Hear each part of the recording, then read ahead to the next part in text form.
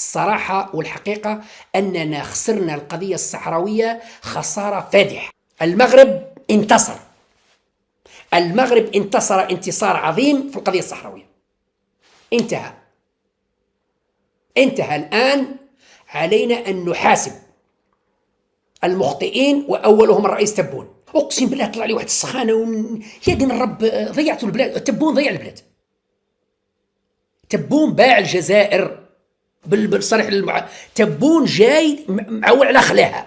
باش نكونوا صراحة، ملف الصحراء الغربية بالنسبة لنا أولى من فلسطين. الجزائر تدافع عن الصحراء الغربية خوفا من الصحراء الشرقية. الدبلوماسية الجزائرية في الحضيض تتكركر، لكن الحقيقة لا. عطاف ولي اتصل بلافروف يقول له ودي عليه استقبل في بوريطة، ولافروف قال له مشي تيت وكوب عليه. زاد اتصل ببلجيكا قال له ودي عليه استقبل بوريطة، قال له واش قودك تا يمشي شفت تيت. إذن عطاف راهو قاعد يجلب كما يقول لك الناس ويبهدل في روحه مع الوزراء ويقول لهم عليه تستقبلوا بوريطة. تبون فشل فشلا ذريعا في إدارة ملف فلسطين وفي إدارة ملف الصحراء الغربية.